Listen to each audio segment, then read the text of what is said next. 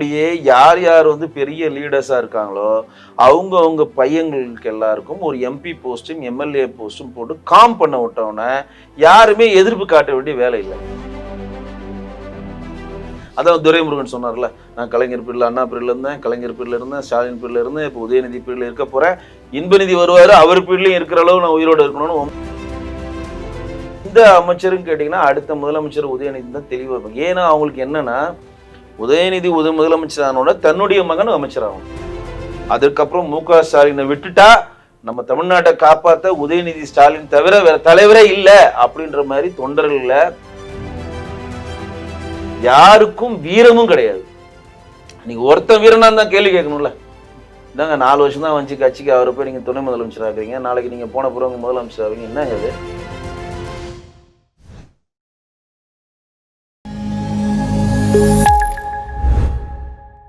நீங்க கட்ட படத்தோட அதுக்கான போனஸையும் சேர்த்து உங்க அக்கவுண்ட்ல தங்கமாவே கிரெடிட் பண்ணிடுவோம். 11 மாசம் முடிவுல உங்களுக்கு பிடிச்ச நகையை வாங்கிக்கலாம். டிஜி கோல்டு, இது டெய்லி கோல்டுங்க. நாதஸ் நேயர்களுக்கு வணக்கம். அரசியல் பல பரபரப்பான கட்டங்களை நோக்கி நகர்ந்து கொண்டிருக்கிறது. அது குறித்து விவாதிக்க பாஜகவின் கலை இலக்கிய பிரிவு மாநில செயலாளரும் சினிமா தயாரிப்பாளருமான வெங்கடேசன் இணைந்திருக்கார். வணக்கம் சார். வணக்கம். சரி, இப்போ அமைச்சர் பொன்முடி என்ன சொல்றாருன்னு பார்த்தீங்கன்னா, துணை முதல்வர் ஆகிறதுக்கான அத்தனை தகுதிகளும் வந்து பார்த்தீங்கன்னா உதயநிதிக்கு இருக்குது அப்படின்னு சொல்கிறாரு. இது நம்ம எப்படி எடுத்துக்கிறது? ஆராசாக்கோ கனிமொழிக்கோ மற்ற அமைச்சர்களுக்கோ இல்லாத தகுதி எப்படி உதயநிதிக்கு மட்டும் கிடைச்சி?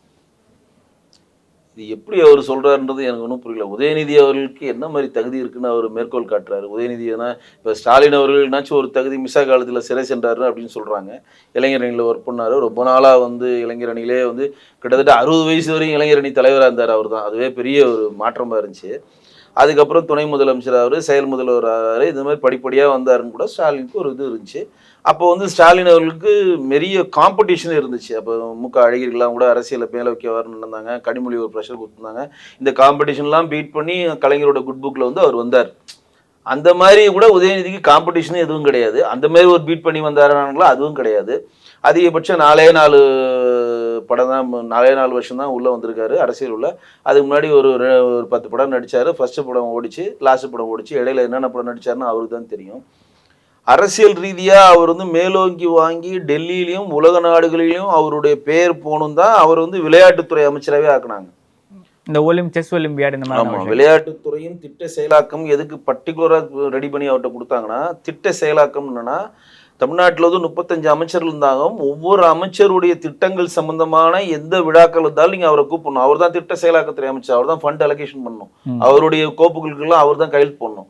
ஏன்னா எந்த திட்டங்கள் வந்தாலும் அதற்கான சாங்ஷன் பொறுப்பு அவர்கிட்ட தான் இருக்குது. அதனால தான் திட்ட செயலாக்கத்துறை அமைச்சரும் விளையாட்டுத்துறை ஏங்கணும்னா, இன்னைக்கு பார்த்தீங்கன்னா ஒலிம்பிக் நடந்ததுல, இன்னைக்கு பாரிஸ் நடந்ததுல ஒலிம்பிக். ஒலிம்பிக்கு 5 நாள் உதயநிதி போனாருன்னு நிறைய பேருக்கு தெரியாது. ஸ்டாலின் வந்து அமெரிக்கா போகிறப்ப உதயநிதி பாரிஸ் ஒலிம்பிக்கு 5 நாள் போயிட்டு வந்தார். இன்னைக்கு வந்து மாரியப்பன் மெடல் வெங்கலம் வாங்கிட்டு வந்தாலும் நான் என்னால் தான் மாரியப்பன் வெங்கலம் அடிச்சேன்னு சொல்கிறாரு. செஸ்ஸில் போய் ஒலிம்பியாட்டில் போய் நம்ம செஸ்ஸில் தங்கப்பதக்கம் இந்தியா வாங்கிட்டு வந்தாலும் எங்களால் தான் இவங்க வாங்கினாங்க, உதயநிதியால் தான் வாங்கினான்னு இவங்க பெருமை பீத்தி பண்ணிக்கிறாங்க. அதாவது இப்ப செஸ் ஒலிம்பிக் போட்டு நமக்கு நடத்தணும், நாங்க தான் நடத்தணும். இப்ப தேவையில்லாம 41 கோடி நம்மளோட வரி பணத்தை கொடுத்துட்டு கார் ரேஸ் நடத்தினாங்கல்ல, ஃபார்முலா ரேஸ் நடத்தினாங்கல்ல. அந்த ரேஸ் எதுக்கு நடத்தினாங்கன்னு அவனுக்கும் தெரியல, நமக்கும் தெரியல. அது ஒருத்தர் சொல்றாரு இன்டர்நேஷனல் ரேஸ். இந்த ரேஸ் வந்து இன்டர்நேஷனல் லெவலில் ஹிட் ஆச்சுன்னா நம்மளுக்கு இந்தியாவில் வந்து இன்வெஸ்ட்மெண்ட் ஜாஸ்தியாகணும். ஒரு அறிவு சார்ந்த ஒரு பதிலெலாம் கூட சில அமைச்சர்கள் சொல்லி அதை பூசி முழுவினாங்க. அதில் எவ்வளோ போக்குவரத்து இருந்துச்சு, நீதிமன்றத்தில் எவ்வளோ கண்டிப்பு, அதில் வந்து எவ்வளோ பணம் 41 கோடி செலவாச்சு. இன்னைக்கு வந்து சம்ஸ்கிருத நிதியிலேருந்து நமக்கு வந்து நிதி வரல, கல்வி நிதி வரல, அதனால சம்பளம் கொடுக்க முடியலன்னு சொல்றாங்க. இதுல 48 கோடி ஏன் செலவு பண்ணுன்ற கேள்வியெல்லாம் வைக்கிறோம். அப்போ வந்து திமுக இதெல்லாம் வந்து பிளான் பண்ணி செய்யுது. அப்போ ஃபார்முலா ரேஸ் வந்து தமிழ்நாட்டில் சென்னையில் நடந்ததுன்னு உலக நாடுகளில் தெரியப்படுத்துவோம். ஏன்னா ரேஸ் நடத்துங்க. இப்போ இருங்காட்டுக்கோட்டையில் ரேஸ் ஓடிட்டு தான் இருக்கு. எவனா போய் பார்க்குறாங்களா? இங்கே எவ்வளோ வாட்டி நம்மலாம் சின்ன பிள்ளைகளே இருக்கிறோம், ரேஸ் போயிட்டு இருக்கு. யாரும் அங்கே போனதில்லை. ரேஸ் பிரியர்கள் வண்டி எடுத்துகிட்டு போய் அங்கே பார்ப்பாங்க தவிர பொதுநிலை மக்கள் யாருமே பார்க்கறதில்லை. இங்கே அதுக்கு ஒரு 1500 ரூபா டிக்கெட்டு, 2000 டிக்கெட், 4000 டிக்கெட்டை வச்சு இந்த ரேஸை வந்து இங்கே நடத்தணுன்றது காரணம் என்னன்னா, சென்னையில் உதயநிதி தலைமையில் சென்னையில் வந்து ஃபார்முலா ரேஸ் நடத்தப்பட்டதுன்னு உலக அறிஞர்களை பப்ளிஷ் ஆகணுன்றதுக்காக தான் இதெல்லாம் திட்டமிட்டு இவங்க வந்து முட்டு கொடுக்குறது. திட்ட செயலாக்கத்துறையும் விளையாட்டுத்துறையும் திட்டமிட்டு முட்டு கொடுக்குறது. இப்போ மோடிஜி அவர்களை வந்து வர வச்சு நாங்கள் வந்து செஸ் ஒலிம்பியாட் நிகழ்ச்சி பண்ணுறோம், மோடிஜியை ஒளிஞ்சு வச்சு ஏஷியன் கேம்ஸ் பண்ணுறோம். இதெல்லாம் வந்து எப்படின்னா அவருடைய புகழை இந்தியா லெவல்லையும் அவருடைய செயல் திட்டத்தை உலக லெவல்லையும் கொண்டு போய் காமிக்கணும்னு ஒரு பிம்பத்தை ஏற்படுத்தணும் தான் அரசு பர்டிகுலரா செலவுல கொடுத்தாங்க. அரசு செலவுல விளம்பரம், கரெக்டா சொன்னீங்க. அரசு செலவுல விளம்பரம் பண்ணி அது பிம்பமா காட்டுறாங்க. இப்ப வந்து உதயநிதி அவர்கள் வந்து முதலமைச்சராவது துணை முதல்வர் ஆவதுக்கு எந்த பிரச்சனையும் இல்லைன்னு பொன்முடி ஏன் சொல்றாரு? பொன்முடி பையனை இன்னைக்கு மாவட்ட தலைவர் ஆக்கியாச்சு. ஏற்கனவே கதிரானந்த எம்பி ஆக்கினாங்க, சரிங்களா? ஏற்கனவே அவருடைய சிகாமணி அவருடைய பையனை எம்பி ஆக்கினாங்க, கௌதம் சிகாமணியை.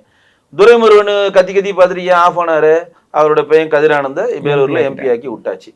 டிஆர் பாலு கத்தி கத்தி இருந்தாரு, டக்குனு ஆஃப் ஆனாரு. ராஜாவதிக்கு தொழில்துறை அமைச்சர் ஆக்கியாச்சு. ஐ பெரியசாமியோட பையன் ராஜா பழனியோட எம்எல்ஏ, அவர் ஆல்ரெடி அங்க இருக்காரு.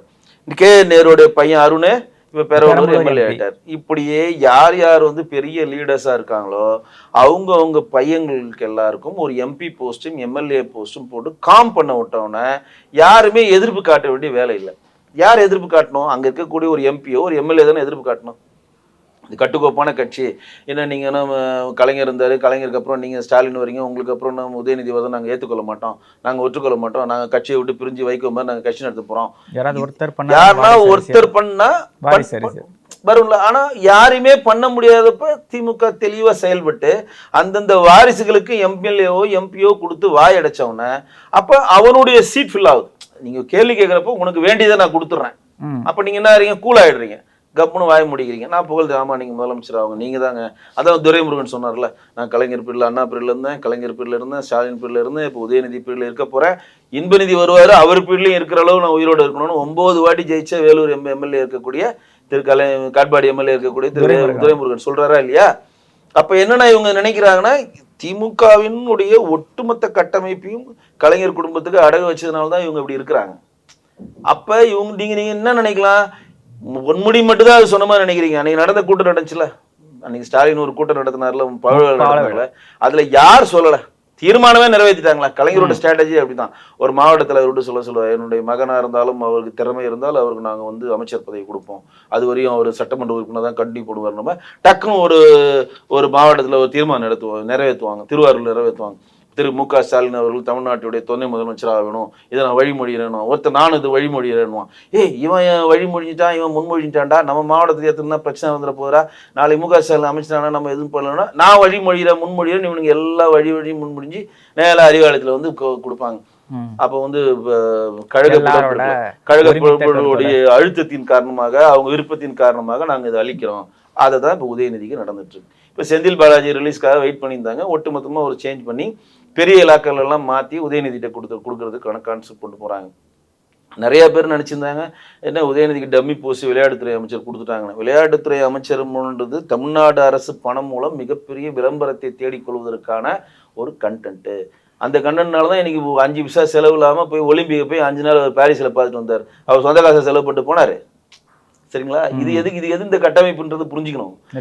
உதயமணி பொன்முடி மட்டும் கிடையாது, எந்த அமைச்சரும் கேட்டீங்கன்னா அடுத்த முதலமைச்சர் உதயநிதி தான் தெளிவாக இருக்கும். ஏன்னா அவங்களுக்கு என்னன்னா உதயநிதி முதலமைச்சர் ஆனோட தன்னுடைய மகன் அமைச்சர் ஆகணும். இப்போ வந்து கௌதம் சிகாமணி ஆகட்டும், இந்த சைடு கதிரானந்த் ஆகட்டும், ராஜாவாகட்டும், இன்னும் மற்றவர்கள்லாம் என்ன பண்றாங்கன்னா இப்போ எப்படி மு.க. ஸ்டாலினுடைய இதுல குட் புக்ல இருக்கிறாங்களோ உதயநிதி வரப்ப அப்படியே போயிடணும், அவங்களுடைய கண்டினியூ ஆகிறப்ப நம்ம பரம்பரையாக நம்ம அமைச்சராகவும் எம்எல்ஏவும் இருக்கலான்ற கான்செப்டுக்குள்ள வந்துட்டாங்க. அதனால எதிர்த்து பேசுறதுக்கு யாருக்குமே எந்த ஒரு இதுவும் கிடையாது. துரைமுருகன் மட்டும்தான் கொஞ்ச நாள் முறுக்கி இருந்தாரு, இப்போ அவரும் முறுக்காம அவரும் வந்து வழி முடிஞ்சிட்டாரு. இப்போ எல்லாரும் சமமா பண்ணி நேரடியாக எடுத்துன்னு போய் அவரும் உட்கார வைப்பாங்க. இப்பயே அவர் தான் துணை முதல்வர். ஏன்னா துணை முதல்வர்ன்றது ஜியோ படி பாஸ் பண்ணி ஒரு அரசாங்க பதவி கிடையாது. நீங்க எத்தனை துணை முதல்வர் ஒரு அலங்கரிக்கப்பட்ட ஒரு போஸ்டிங் தான். உங்களுக்கு ஸ்பெஷல் ஃபண்டோ அந்த மாதிரி ஸ்பெஷல் எக்ஸ்பீரியன்ஸோ எதுவுமே கிடையாது, சும்மா டம்மி போஸ்ட் தான் அது. ஆனா வந்து துணை முதல்வர்ன்ற கான்செப்ட்னு வரப்போ உதயநிதி எந்த விழாக்கள் போடுறதுக்கு ஒரு அங்கீகாரம் கிடைச்சோம். ஏற்கனவே அவர் திட்ட அமலாக்கத்துறை அமைச்சர் எல்லாத்துக்கும் போறாரு, அதுலயே ஒரு அங்கீகாரம் தான், துணை முதல்வர் அப்படின்ற ஒரு அங்கீகாரம் கிடைக்கும். அப்ப இப்பயே நம்ம அது கரெக்டா அவர் ஒரு வெல்விஷர் மாதிரி பேச ஆரம்பிச்சுட்டா நாளைக்கு அவர் முதலமைச்சர் ஆகிறப்ப நம்ம பையனுடைய குட் புக்ல வந்து அவர் அமைச்சராக்குவாருன்ற அந்த ஒரு சுயநலம் தான் இன்னைக்கு எல்லாரையும் பேச வச்சது தவிர எந்த பொதுநலமும் கிடையாது. ஒண்ணு யாருக்கும் வீரமும் கிடையாது. நீங்க ஒருத்தன் வீரனா தான் கேள்வி கேட்கணும்ல. என்னங்க 4 வருஷம் தான் வந்துச்சு கட்சிக்கு, அவரை போய் நீங்க துணை முதலமைச்சர் ஆக்குறீங்க, நாளைக்கு நீங்க போன பிறகு முதலமைச்சர் ஆவீங்க, என்னங்க அது? ஆனா என்ன சொல்றாங்கன்னா தொண்டர்கள் ஏத்துக்கிறாங்க, தொண்டர்களுக்கு எந்த ஒரு எதிர்ப்பும் கிடையாது, இது எதிரில் இருக்க கட்சிகளுக்கு தான் பிரச்சனையா இருக்கு, தொண்டர்கள் ஏத்துக்கிறாங்க உதயநிதி வந்து துணை முதல்வராகிறது அப்படின்னு சொல்லிட்டு சொல்றாங்க. நீங்க திமுகவுடைய செயல் திட்டம் தெளிவா புரிஞ்சுக்கங்க. திமுக வந்து மு.க. ஸ்டாலினை முதலமைச்சரா ஆக்கிறதுக்கு ஏத்த மாதிரி உங்க தொண்டர்களை அவங்க தயார் பண்ணுவாங்க.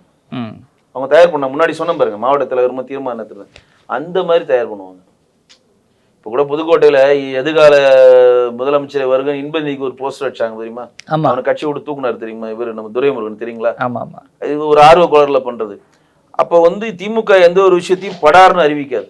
பிஜேபி எல்லாம் பாத்தீங்கன்னா திடீர்னு ஒரு தலைவர் இவங்க தான் லீடர்னு அறிவிக்கும். அங்க எவ்வளோ ரேஸ் இருப்பாங்க.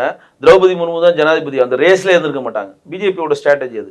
எவ்வளோ பேர் தலைவர் பதவிக்கு தயார் பண்ணுவாங்க, சம்பந்தமே இல்லாம திடீர்னு ஒரு அரசு சம்பந்தப்பட்ட ஒரு ஆள் தான் கவர்மெண்ட் பிஜேபியோட லீடர்னு அறிவிப்பாங்க. பிஜேபியோட ஸ்ட்ராட்டஜி. ஆனா திமுக அப்படி கிடையாது. பொறுமையா அது வந்து ஆரப்படும். பொறுமையா எல்லார் பல்ஸையும் சாட்டிஸ்ஃபைட் பண்ணி யாரும் எதிர்ப்பு காட்டாத அளவு ஒரு மென்டலா அது மனநிலை கொண்டு வருவாங்க. அதனாலதான் பாருங்க, சர்க்கரை நாற்காலி இருக்கும் போதும் கலைஞர் முதலமைச்சரா தான் இருந்தார். துணை முதலமைச்சரா கூட செயல் அமைச்சரா தான் இவர் இந்த ஸ்டாலின் அவர் தலைவர் செயல் தலைவரா இருந்தார். சரிங்களா? ஏன் அப்படி சக்கர நாக்கால இருந்து நினைவு போகிற அளவு கூட முதலமைச்சரா கலைஞர் அவர் கண்ணி பண்ணார்னா, அந்த டைம் உதயநிதி கிட்ட அதை ஸ்டாலின் அவர்கள்கிட்ட அந்த பதவியை கொடுத்துட்டா உட்கட்சி பூசல், குடும்ப பூசல், செல்விக்கு பதில் சொல்லணும், கனிமொழிக்கு பதில் சொல்லணும், தயாநிதி மாறன் குடும்பத்துக்கு பதில் சொல்லணும், மு.க. அழகிரி முறுக்கின்னு இருக்காரு, இதுக்கெல்லாம் பதில் சொல்லணும், இது தேவையில்லாம டென்ஷனே வேணான்னு சொல்லிட்டு கொஞ்சம் கொஞ்சமா ஒரு செயல் தலைவராக கொண்டு வரப்ப எல்லா மினிஸ்டரோட அங்கமா வர்றாரு. எல்லாருடைய மனதிலையும் அவர் உள்ள போய் இவர் தான் அடுத்த முதலமைச்சர்னு சொல்லி உங்களை பிம்பத்தை கட்டமைக்கிறாங்க. இப்ப நீங்க செயல் தலைவராயிட்டீங்கன்னா என்னது, எல்லா கோப்புகளும் உங்கள்கிட்ட தான் வருது. கலைஞர் ரெஸ்ட் எடுத்துட்டு இருக்காரு, அவர் நினைவு இல்லை, சக்கர நாட்டில் ரெஸ்ட் எடுத்துட்டு இருக்காரு, எல்லாமே எல்லா கோப்புகளும் உங்க போது, எல்லா இன்ட்ராக்ஷன் உங்ககிட்ட வரப்ப எல்லாருடைய மைண்ட் பிம்பம் என்ன வருது, அடுத்து இவர் தான், அடுத்து இவர் தான் பிடிக்கணும், இவர் தான் பிடிச்சணும், இவர் பிடிச்சா முன்னேறலான்ற இந்த செட்டப் உங்களை தயார் பண்ணி வைப்பாங்க. இந்த செட்டப்பை இவங்க தயார் பண்றப்ப இந்த செட்டப்போட அவங்க அந்தந்த தொகுதியில் இருக்கக்கூடிய உணர்வாளர்களையும் அவங்க தொகுதியில் இருக்கக்கூடிய தொண்டர்களும் அவன் தயார் பண்ணுவான். நெக்ஸ்ட் நம்மால் தாண்டா முதலமைச்சர் பார்த்துக்கங்க, போஸ்ட் பார்த்தீங்கன்னா பெருசாக இருக்கணும், கலைஞர் படத்தை கம்மியாக்கிடு, ஸ்டாலின் படத்தை பெருசாக்கிடு, அண்ணா படத்தை சுருக்கிடு அப்படின்ற அவன் ஒன்று பிளான் பண்றப்ப அவன் ஆமா மென்டலா என்ன பண்ணுவான்னா அவன் அப்படியே வருவான். மென்டலா அவனை வந்து மேல் மட்டத்துல இருந்து அப்படியே கொண்டு வந்து கீழ் மட்டத்து வரையும் உன்னை வந்து தயார் பண்ணி அடுத்த முதலமைச்சர் யாருன்னு போய் திமுக தொண்டனை கேட்டிங்கன்னா திரு மு.க. ஸ்டாலின் தான் முதலமைச்சர்னு அவனே சொல்லுவான்.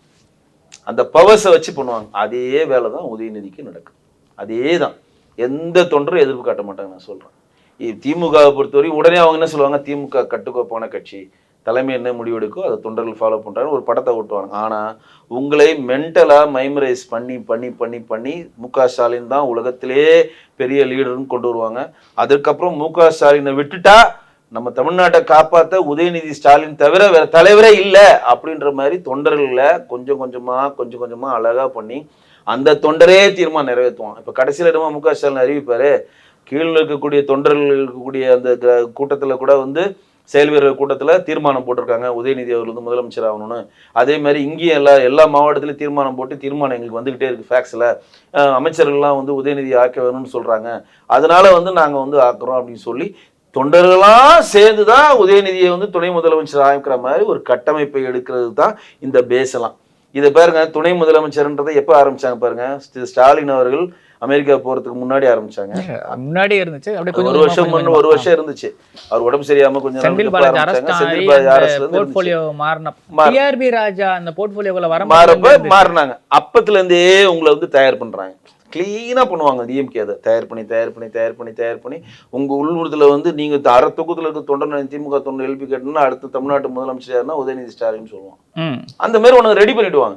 அப்படியே ரெடி பண்ணி இப்ப கரெக்டா முடிஞ்சவொன்னா செந்தில் பாலாஜி வந்தவொன்னா இப்ப கரெக்டா பட்டாபிகேஷன் கரெக்டா வளர்புறையில நல்ல நிறைஞ்ச அமாவாசையில நாங்க நடத்துவோம். விநாயகர் சதுர்த்திக்கு வாழ்த்து சொல்ல மாட்டோம், ஆனா வளர்புறையில தான் பட்டாபிஷேகம் நடத்துவோம்னு சொல்லி நடத்துவாங்க. Okay sir.